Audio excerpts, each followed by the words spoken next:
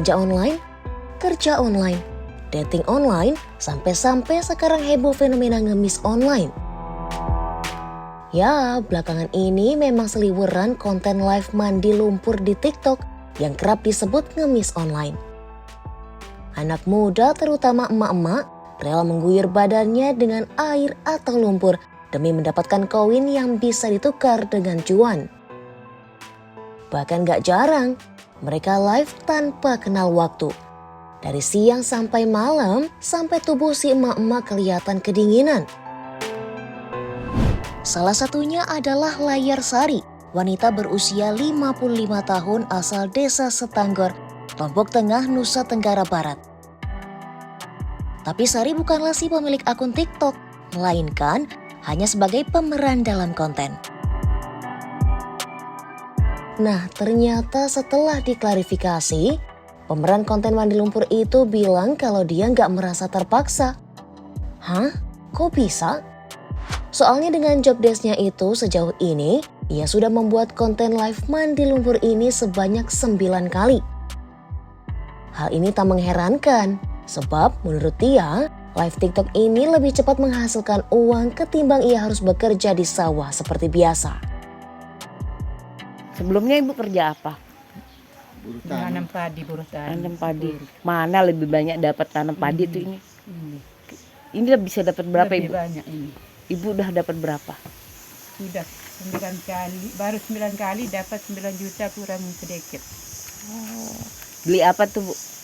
Biaya anak, biaya suami, bayar utang, beli beras, beli kebutuhan sehari-hari. Konten kreator untuk nenek mandi lumpur, Sultan Ahyar, bahkan menolak beberapa pekerjaan yang ditawarkan kepadanya, salah satunya dari pengusaha John LBF. Alih-alih menerima pekerjaan, ia justru meminta uang 200 juta rupiah. Ada-ada aja ya. Nah, karena fenomena ini dinilai meresahkan masyarakat, pemerintah pun gerak cepat. Menteri Sosial Tri Risma hari ini misalnya, ia menerbitkan surat edaran berisi larangan mengemis online. Dalam surat edaran itu, pemerintah mewajibkan masyarakat untuk melaporkan ke kepolisian apabila menemukan kegiatan mengemis atau eksploitasi para lansia, anak hingga penyandang disabilitas. Jika pemerintah pusat menerbitkan larangan mengemis online, pemerintah daerah Lombok Tengah berkontribusi dengan menutup lokasi mandi lumpur Nenek Sari. Bupati Lombok Tengah, Patul Bahri menyebut, penutupan ini dilakukan karena fenomena tersebut sudah menimbulkan kegaduhan di masyarakat.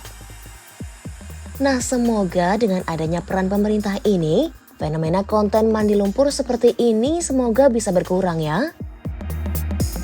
Oh iya, ngomong-ngomong soal konten mandi lumpur, kira-kira apa ya penyebab munculnya fenomena ini?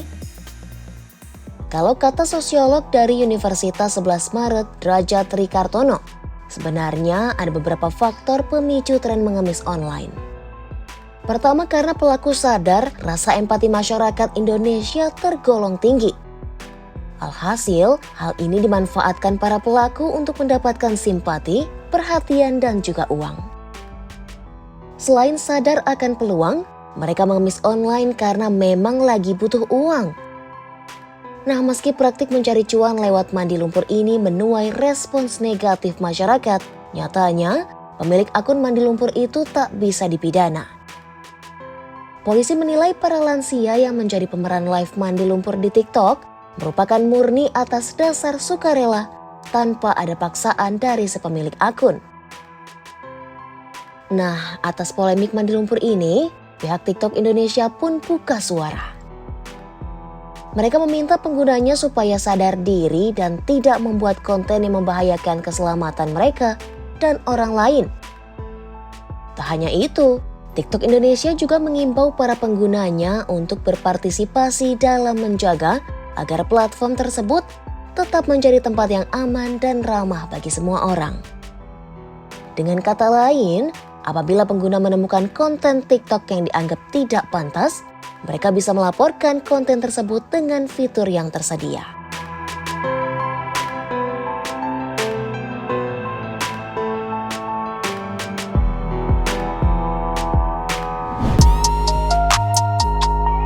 Itu dia ulasan soal fenomena ngemis online lewat konten mandi lumpur yang meresahkan publik.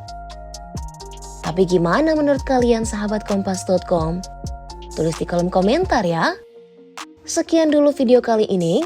Simak informasi menarik lainnya hanya di Oh Begitu Kompas.com, jernih melihat dunia.